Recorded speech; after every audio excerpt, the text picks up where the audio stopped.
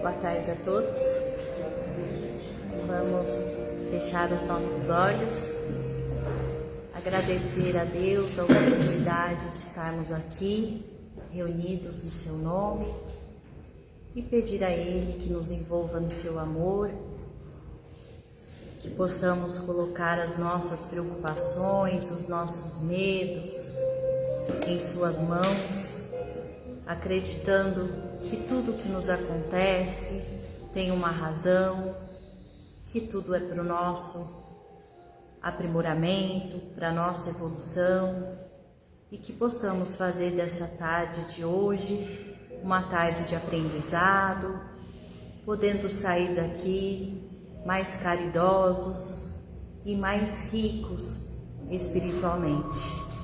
Que o Senhor abençoe e proteja cada um de nós, aqueles que estão no nosso pensamento e no nosso coração, e que sejamos envolvidos pelas equipes espirituais que nos tutelam, que nos auxiliam, deixando a atmosfera amorosa, de paz e de esperança. Que assim seja, graças a Deus. Bom, o estudo hoje é do livro Palavras da Vida Eterna, do Chico, pelo Emmanuel. É o capítulo 49, Caridade e Riqueza. E para iniciar, eu vou falar um pouquinho do título, porque quando a gente pensa caridade e riqueza, a gente precisa entender como que a gente entende a caridade e fazer uma reflexão sobre isso, porque muitas vezes a gente pensa só na caridade material, nas benfeitorias, e existe também a caridade moral, que é mais difícil de se fazer. É aquela caridade de ter a paciência com a mãe, de ter a paciência com o irmão, de ter a paciência com o marido, de ter a paciência com o filho, de ter a paciência com o amigo, de ter a paciência com o trabalhador da casa, e por aí vai. Com a sogra, principalmente com a sogra, com o sogro, que geralmente são os que mais, né? Então, é isso que o Emmanuel vem aqui nos falar, para a gente refletir mesmo sobre essa caridade. E a gente precisa entender que quando ele fala que caridade e riqueza, será que caridade e riqueza andam junto? Aqui o Emmanuel não está falando da riqueza material. Ele está falando da riqueza espiritual. Então, ele mostra que o caminho é a caridade. E tanto é que Kardec já falou, fora da caridade não há salvação. E aí a gente consegue entender que a caridade não é baseada no dinheiro, porque se fora da caridade não há salvação, quem é pobre então não teria salvação? Quem não tem condições financeiras não teria salvação?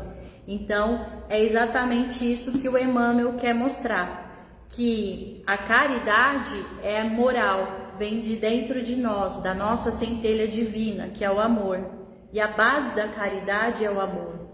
E eu preciso expandir isso e fazer isso com aqueles que estão ao meu lado, porque é justamente isso que Jesus espera de cada um de nós. Então, o Emmanuel vai falar nesse texto, basicamente, da caridade e dessa riqueza espiritual, e é importante que a gente entenda isso, que ela não é só material, que ela pode ser material, beneficente, que ela também é importante. A gente não pode desmerecer a caridade material, porque não adianta eu fazer o evangelho para uma pessoa que está faminta. Eu preciso dar o pão. E para o pão eu preciso do dinheiro. Então não há o desmerecimento da caridade material. A única coisa é que há um enobrecimento da caridade moral por ser mais difícil. E a caridade, por não ser só material, ela é a benevolente, a caridade moral, é uma virtude mais difícil de atingir, e a gente precisa se perguntar se a gente está conseguindo compartilhar, se a gente está transpondo essa centelha divina para aqueles que estão ao nosso lado, e principalmente debaixo da nossa casa. Porque às vezes eu consigo ser caridoso com a minha tia, mas eu não consigo ser caridoso com a minha mãe, que divide o mesmo teto que eu. Então a gente precisa prestar muita atenção nisso, porque muitas vezes a gente consegue ser caridoso com aquele que está longe de nós, mas aquele que está ali do lado, que é, na verdade, quem a gente tem que ter um trabalho maior, acaba sendo mais difícil. E aí a gente precisa, para ser caridoso, entender a necessidade do outro, porque muitas vezes a gente não entende, e aí a gente não consegue ser caridoso, a gente não consegue ser paciente, a gente não consegue ser indulgente, a gente não consegue perdoar. Eu só vou conseguir ser caridoso nesse sentido a partir do momento que eu consigo entender o outro ou me colocar no lugar do outro. Só assim que eu consigo perdoar, que eu consigo ter paciência, ser indulgente, não julgar o outro. E aí, no capítulo 15 do Evangelho segundo o Espiritismo, fora da caridade não há salvação, Kardec fala da caridade. Então ele fala o seguinte: toda a moral de Jesus se resume na caridade e na humildade, ou seja, nas duas virtudes contrárias ao egoísmo e ao orgulho. Em todos os seus ensinamentos, mostra essas virtudes como sendo o caminho da felicidade eterna. Então a gente já sabe, tá careca de saber que o caminho é esse: a caridade, a humildade, a benevolência, a indulgência e o perdão. Bem-aventurados, diz ele, os pobres de espírito, quer dizer, os humildes, porque deles é o reino dos céus. Bem-aventurados os que têm coração puro, bem-aventurados os mansos e pacíficos, bem-aventurados os misericordiosos. Amai o vosso próximo como a vós mesmos. Fazei aos outros o que desejaríeis que vos fizessem. Amai os vossos inimigos, perdoai as ofensas se quereis ser perdoados. Fazei o bem sem ostentação, porque às vezes a gente faz o bem e fica naquela cobrança também. Nossa, eu fiz isso para a Rose e a Rose, nossa, me trata com desdém, nem me ajuda na hora que eu preciso. Desculpa. Não é? Às vezes a gente tem isso de faz, mas acaba tendo aquela cobrança. É uma barganha, né? É uma barganha, né? Ou senão a gente até faz assim: eu vou fazer, vou ajudar a Rose, porque lá na frente pode ser que eu precise e a Rose me ajude. Então a gente também muitas vezes usa essa barganha e a gente tem que se atentar. Eu tô sendo caridoso verdadeiramente ou eu tô ainda, né, nesse jeitinho aí? A gente precisa oportunista, porque é uma oportunidade, né? Pensa ali no futuro. Então, fazei o bem sem ostentação. Julgai-vos a vós mesmos antes de julgar os outros. Humildade e caridade, eis o que não cessa de recomendar e o de que ele mesmo dá o exemplo. Orgulho e egoísmo, eis o que não cessa de combater. Mas ele fez mais do que recomendar a caridade, pondo-a claramente em termos explícitos como a condição absoluta da felicidade futura. Então a gente vê aqui que no texto, a todo momento é falado pra gente, ó, esse é o caminho, não tem outro. Não tem outro, a gente tem que ser caridoso. No quadro que Jesus apresenta do juízo final, como em muitas outras coisas, temos de separar o que pertence à figura e à alegoria. A homens como aos que falava, ainda incapazes de compreender as coisas puramente espirituais, devia apresentar imagens materiais, surpreendentes e capazes de impressionar.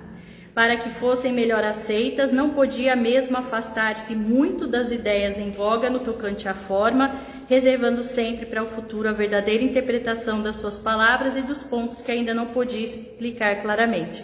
Então fala aqui que quando Jesus trouxe o Espiritismo, ele não trouxe com toda a abertura, com toda a clareza, porque a gente ainda não tinha a capacidade de entendimento.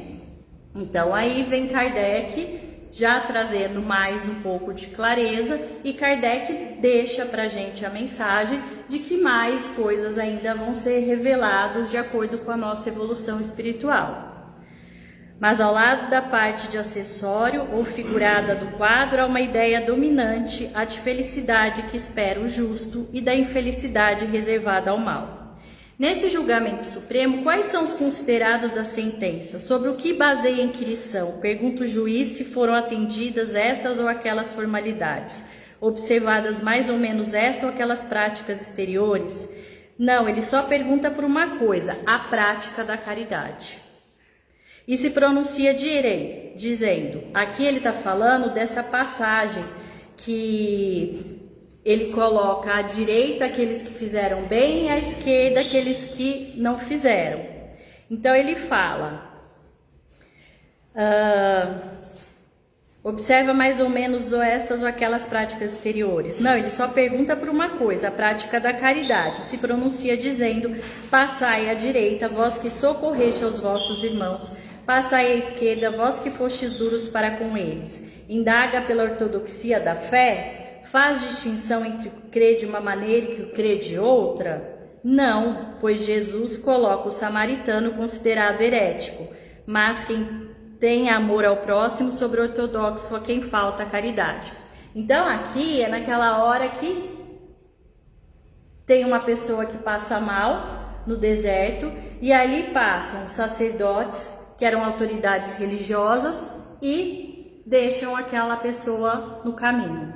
Depois passam os levitas, que eram dedicados ao serviço do templo, e também passa. E o samaritano, que era considerado o herético ali, contrário ao credo, é o único que para. E aí é justamente isso que fala, que não é pela religião. Isso é de cada um.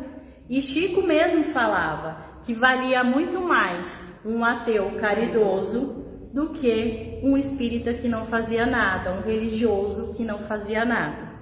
Então, não faz essa distinção entre o que o crê de uma maneira e o que o crê de outra. Porque Jesus coloca o samaritano considerado herético, mas que tem amor ao próximo, sobre o ortodoxo a quem falta a caridade. Jesus não faz, portanto, da caridade uma das condições da salvação, mas a única condição. Mais uma vez. Se outras devessem ser preenchidas, ele as mencionaria.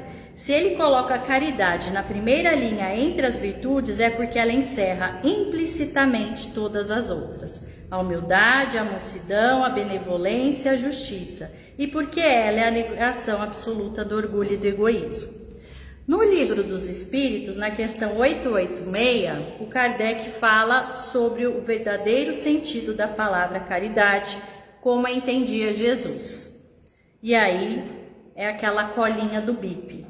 Benevolência com todos, indulgência com as imperfeições dos outros e perdão das ofensas. E a gente só vai ter isso o dia que a gente se colocar na posição do outro. No dia que a gente olhar o outro e falar assim, nossa, mas e se eu estivesse no lugar dele?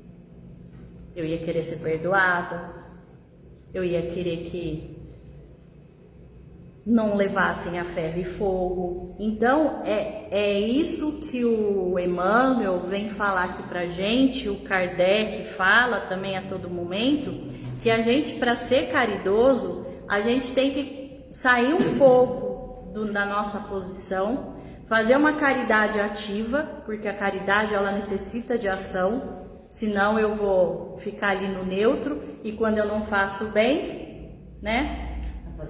Eu acabo fazendo mal. Então, que ela tem que ser ativa. E é isso exatamente que ele vem passar pra gente.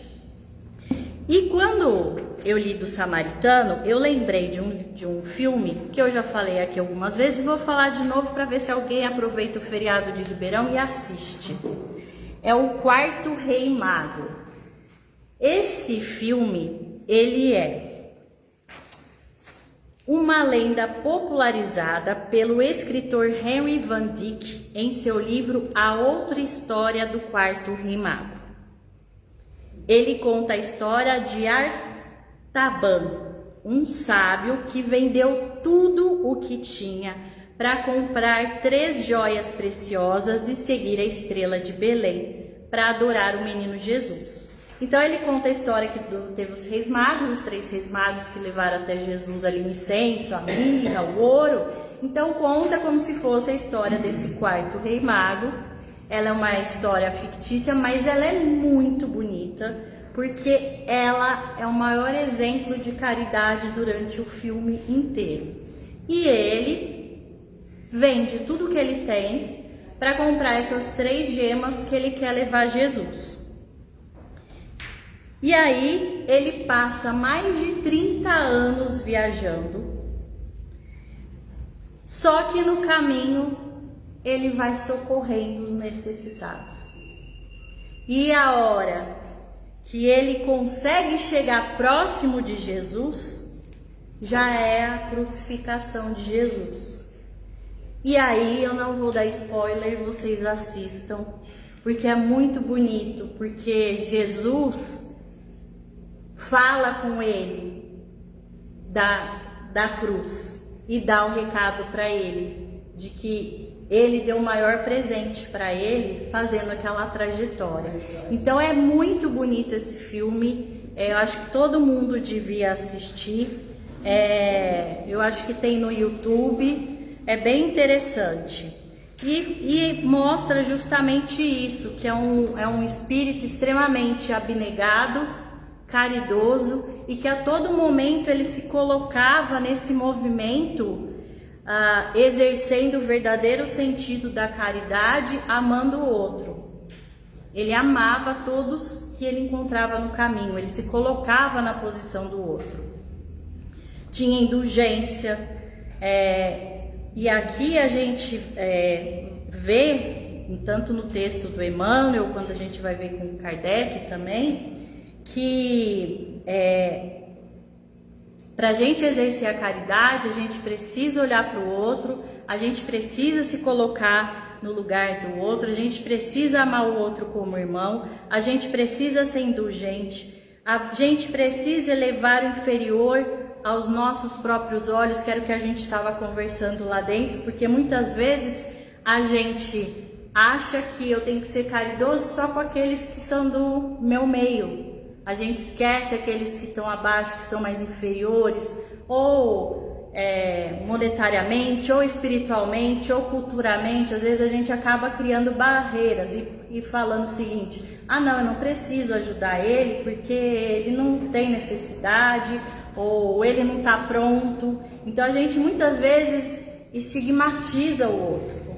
E o contrário também. Sim. Às vezes a gente pensa que já o tem outro muito que tá maltrapilho, que é aquele que precisa de caridade. E aquele, às vezes, que está do nosso lado, a gente fala, ah, não, mas fulano já tem tudo, não está precisando de nada. Exatamente. E aí a gente faz a confusão da caridade monetária, né? E isso a gente precisa entender, até porque muitas vezes quando eu falo que a gente precisa sempre focar primeiro o que a gente está fazendo em casa, porque eu lembro a Daisy, foi uma das primeiras coisas que eu aprendi com ela aqui quando eu comecei a vir no centro há 20 anos atrás, foi um negócio que me chamou muita atenção.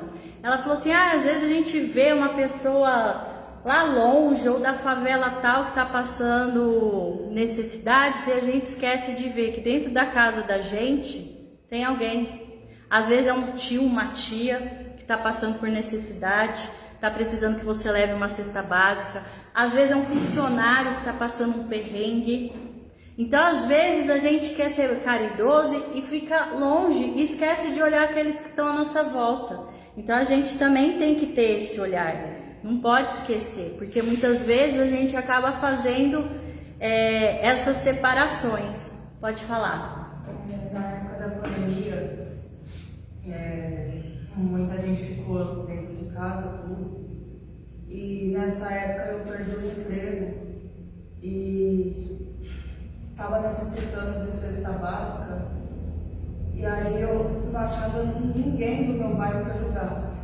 Eu tive que deslocar do meu bairro para pedir ajuda para uma tia que morava bem longe do meu. E ela me ajudou. E ela falou assim, nossa, por que você pediu ajuda para mim, vizinho? É que eles acham que só porque eu moro no bairro que eu moro, eu não preciso de ajuda. Mas é exatamente isso. Muitas vezes a gente acaba fazendo isso de alguma maneira fazer um julgamento errôneo. E a gente esquece de olhar para aquele que está do lado. Eu dei esse exemplo porque acontece diariamente. Acontece. Às vezes a gente esquece de olhar aquele que está muito próximo da gente. Às vezes é um primo, às vezes é um tio, às vezes até um irmão.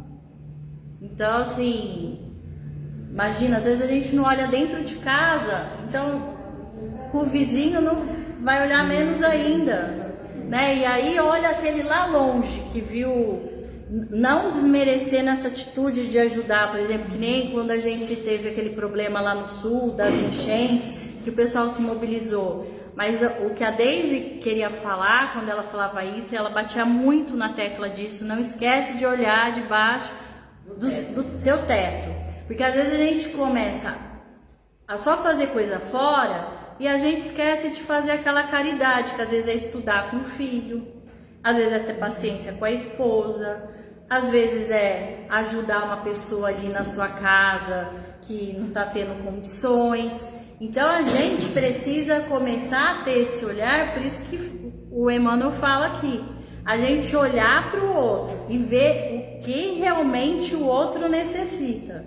Porque às vezes a gente acha que o outro está necessitando de uma coisa e às vezes também é outra completamente diferente. Então a gente tem que ter esse posicionamento mesmo de enxergar o outro, de ter mesmo amor, ter misericórdia, ter compaixão com o outro. E ainda bem que a sua tia enxergou, porque Deus nos abandona, não nos abandona. Então, de alguma maneira ia chegar esse auxílio para você. E sempre chega. Por mais difícil que seja a situação que a gente esteja passando, seja financeira, saúde, família, por algum meio chega ali o amparo pra gente.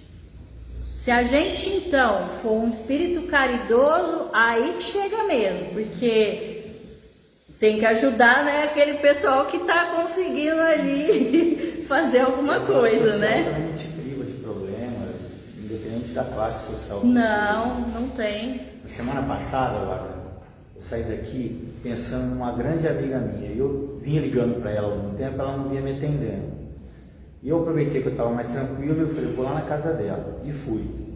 Cheguei lá, eu renunciei na portaria, ela pediu para subir, ela abriu a porta, ela caiu de chorar. Um dos filhos dela fez um negócio num banco internacional que não deu certo e eles perderam uma propriedade de 40 milhões de reais. Olha só o nível social. E ela estava com ação de despejo para mudar do apartamento, ela não tem para onde ir. Agora você vê, né? Você falou, a gente que é mais caridoso tem essa sensibilidade. Eu já vinha pensando nela alguns dias, porque ela sumiu do nada, assim. Então você vê, né? Tem o andarilho que precisa dessa caridade física, né? Mas também tem as pessoas que precisam às da caridade. É o abraço, você não imagina. Sair de lá 7 horas da noite, assim, de ouvir.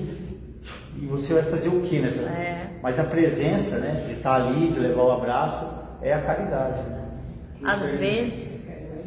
Eu penso que, compartilhando aqui, tentando contribuir, nós estamos conversando muito sobre o nosso oferecer, né? E isso é muito importante realmente. às vezes a gente não tem o que oferecer, ou às vezes a gente encontra uma barreira na pessoa, porque de alguma maneira a gente não consegue chegar até ela. A gente não pode esquecer que a primeira coisa que a gente oferece é o nosso sentimento, que se irradia de nós e chega até a pessoa. Mas eu acho que é importante a gente pensar também, e quando nós estamos do outro lado, do lado do necessitado, nós já aprendemos a pedir, porque existem 2 capítulos do Evangelho, isso é tão importante que existem 2 capítulos do Evangelho segundo o Espiritismo que tratam dessa situação, que é o pedir e obtereis e o buscar e achareis. Então, do mesmo jeito que a gente tem que se prontificar a ajudar quando nós estiver ao nosso alcance, da maneira e o sentimento sempre está ao nosso alcance, também precisamos pensar, nós estamos preparados para pedir, porque é uma lição de humildade. Pedir ajuda é uma lição de humildade. E às vezes a gente não pede ajuda porque a gente não quer... Vaidade. Exatamente. Você orgulho. sabe, Wagner, que isso foi uma coisa que eu aprendi, foi um estudo mesmo que eu assisti e falava justamente disso. E aí eu falei, olha, eu posso ser orgulhosa por outras coisas, mas por isso eu não vou ser mais. Então hoje, quando eu vejo que o negócio está apertando, eu mando mensagem para a Rosa, mando para o Wagner, mando para o meu primo, mando para minha prima, eu saio assim, que não uma metralhadora, pedindo ajuda, reza por mim, porque a gente precisa lembrar também que a oração é uma caridade, porque às vezes eu não consigo chegar até aquela pessoa, que nem você falou agora, Cássia. Como é que você vai resolver o problema dessa pessoa? Você não consegue, mas você pode orar por ela, você pode pedir a ajuda dos amigos espirituais para intuírem ela do que for melhor, para ter bons advogados que auxiliem nessa situação.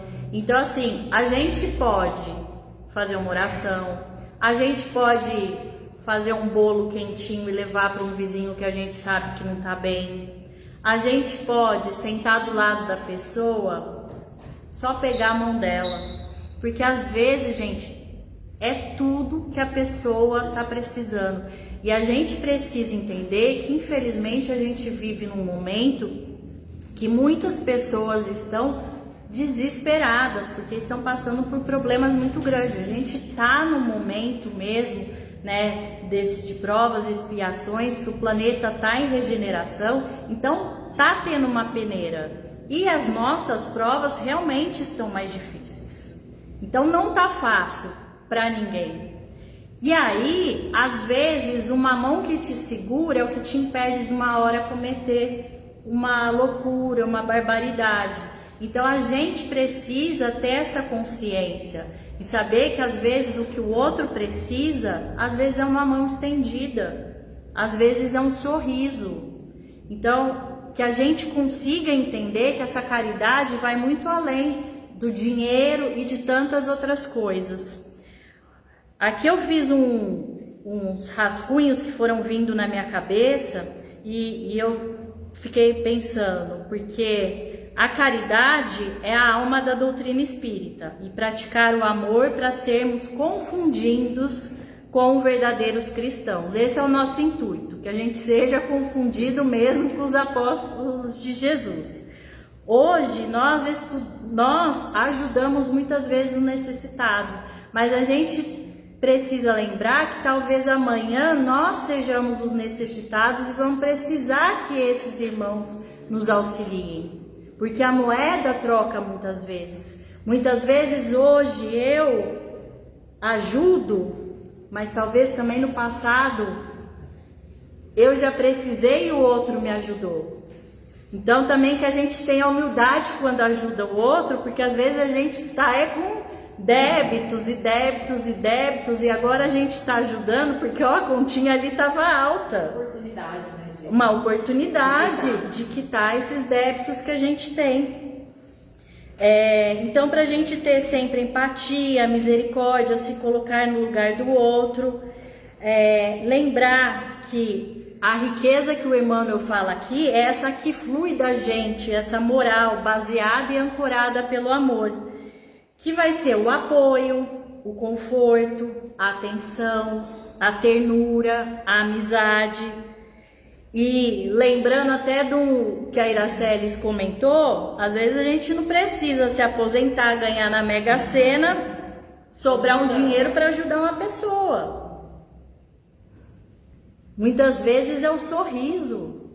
Gente, às vezes é uma palavra que você fala para um caixa que você vê que a pessoa ali tá sem paciência, tá te dando um coice, mas aí é nesse momento que você tem que dar outra face. E a outra face é o quê? É você perdoar aquela pessoa de estar te dando um atendimento mal e levar uma palavra para ela. Eu já contei aquela história do moço do café, que ele chega lá, tem um péssimo atendimento no aeroporto e aquele cara tem uma sensibilidade, uma mediunidade absurda e exerce a caridade ali com todas as letras. Ele para, na hora que ele vai no caixa, ele agradece o serviço que ela prestou, que na verdade foi um péssimo serviço, mas ele agradece e fala para ela: eu imagino que você está em profunda dor, mas eu quero que você saiba que isso vai passar. E ela cai ali em prantos. Então você imagina que muitas vezes a gente está ali no caixa do supermercado e a pessoa está emburrada com você, mas gente, às vezes ela teve um diagnóstico horrível, às vezes ela está com uma conta atrasada, às vezes ela vai ser despejada, a gente não tem ideia do que o outro está passando. Então a gente precisa se colocar um pouco no lugar e ter essa misericórdia, esse carinho, esse olhar com o outro. Jesus nos mostrou que a caridade deve ser feita quando eu não tenho nada, porque Jesus não tinha nada. Ele usava uma pedra de travesseiro e Jesus foi Que deixou a maior riqueza pra gente. o espírito mais caridoso que nós tivemos aqui. Então você vê, não precisava de nada. E aí a gente precisa perguntar pra gente, que eu acho que é importante desse estudo: quão caridoso eu sou debaixo do meu teto? Que foi isso que a Deise me colocou e eu nunca mais perdi esse pontinho aí de interrogação para mim. Se eu sou caridoso para o outro, como eu gostaria que fosse para mim, porque tem hora que a gente acha que a gente está fazendo muito, mas será que eu estou fazendo tanto que eu gostaria que fizesse por mim? E aí a gente tem que lembrar que a caridade também pode ser por pensamento, pode ser uma vibração, uma oração, porque orar também é caridade. E lembrar que é isso que vai nos levar para o... Não sei o que aconteceu, Wagner. Que a caridade é o que vai nos auxiliar. Eu tenho muito claro aquele trecho do capítulo 2 do Evangelho, lá da rainha que chega lá e que desencarna. Gente, ela dá uma lição belíssima pra gente. Ela fala assim, a única coisa que importa é quantas lágrimas enxugastes. Então, olha isso, não adiantou nada o dinheiro, não era a caridade por ajudar, mas era mesmo aquele intuito de auxiliar, de amparar o outro, de se colocar no lugar do outro. E ela traz isso e ela vê que ela viveu ali completamente errada. E aí, para finalizar, eu vou ler rapidinho aqui o texto que ele fala: caridade e riqueza, pois somos a feitura dele, ou seja, o feito do Pai, criados em Jesus Cristo para boas obras, ou seja, a gente é co-criador. Ele espera que a gente ajude ele nesse auxílio aos outros. É uma carta de Paulo a Efésios, no capítulo 2, versículo 10. Então, para a gente não esquecer que a gente nasce com a centelha divina, que a gente é co-criador e tem que auxiliar aqueles que estão à nossa volta. E não esquecer principalmente aqueles que estão ali juntinho. A caridade vai além do dinheiro, a gente não tem desculpa, não pode esquecer isso. Se acreditas que apenas o ouro é base e correntia da caridade, lembra-te de Jesus, que enriqueceu a terra sem possuir uma pedra onde repousar a cabeça. Aqui o Emmanuel já resumiu o texto inteiro. Descerrando o próprio coração, ei-lo a espalhar os bens inacessíveis do Espírito. Fez luzir a estrela da humildade à frente dos poderosos. Acentuou a alegria nas bodas singelas de Caná. Ele era perfeito em tudo, né? Levava alegria para tudo. Ensinou aos discípulos a verdade sem afetação, deu assistência aos enfermos, forneceu coragem aos desalentados, ministrou consolação aos aflitos, imprimiu visão nova aos olhos de Madalena, acendeu súbita claridade no ânimo de Zaqueu, envolveu o incompassível entendimento a incompreensão de Judas, ou seja, ele fez tudo isso sem exigir nada do outro, conquistando a todos pelo seu exemplo.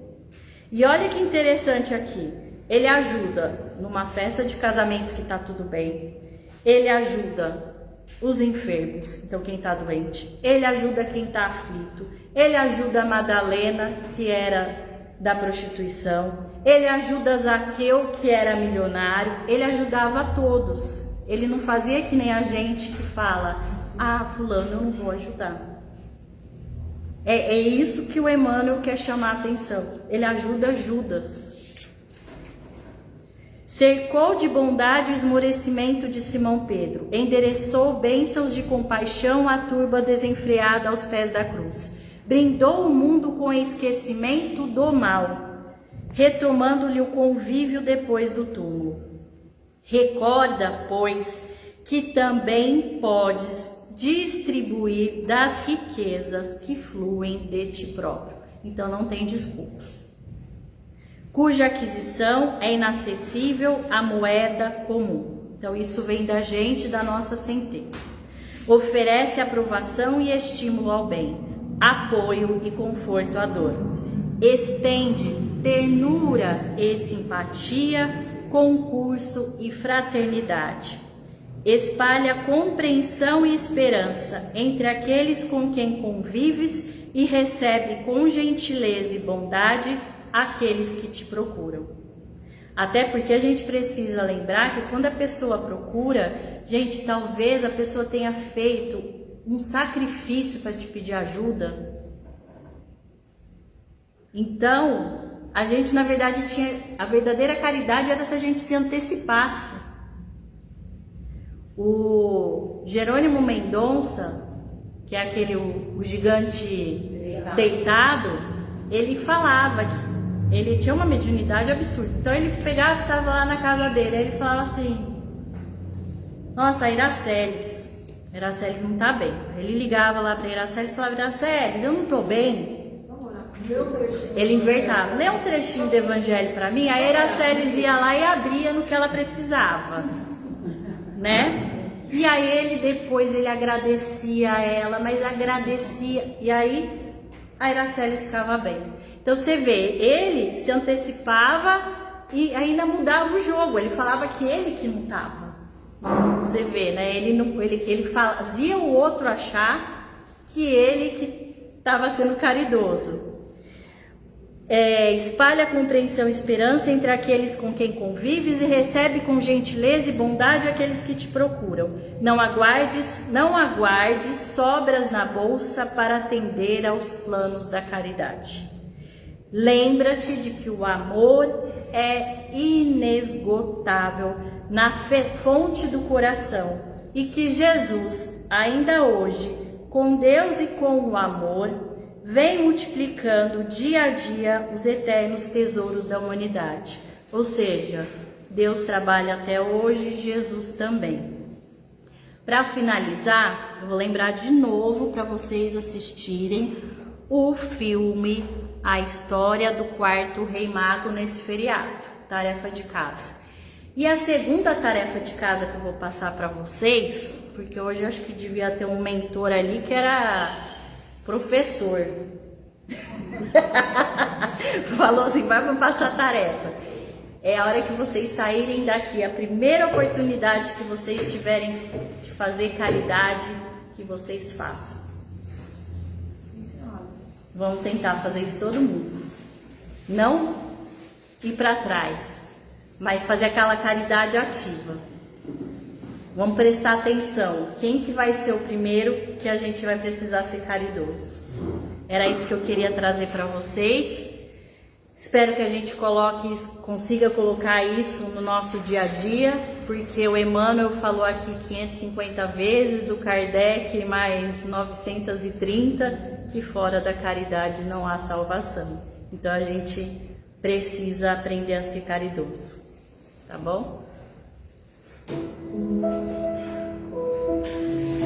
Amado Mestre Jesus, amigos espirituais que tutelam a nossa casa, que tutelam a todos nós, nossos amigos espirituais. Nesse momento agradecemos pela oportunidade de estarmos aqui, reunidos, no nome do Pai. Que possamos colocar em prática a caridade e o amor ao próximo, àqueles que muitas vezes são difíceis ao nosso coração, e que o Senhor possa levar até os irmãos que mais necessitam, aqueles que estão desesperados, passando por tormentas nas suas vidas, que recebam o amparo de uma mão, de um pensamento que alinha na solução, que cada um receba a bênção de que mais necessita, tendo clareza nos seus pensamentos e aconchego no seu coração. Que o seu amparo, Pai, que o colo de Maria chegue nos presídios, chegue nos orfanatos, chegue nos lugares mais tristes, chegue nos hospitais, chegue nos sanatórios, chegue em todos os locais em que a sua luz é necessária, em que o seu amor é necessário, em que é necessário o conforto.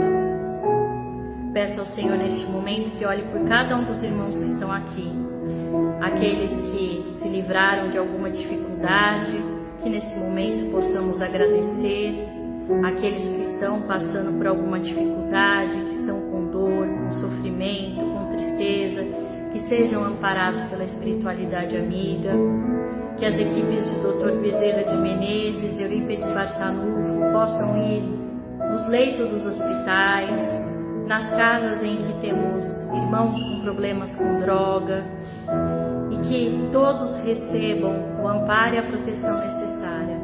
E que a gente nunca se esqueça, Pai, de orar, de rezar, de lembrar do irmão do lado e de não ficarmos só na nossa dor.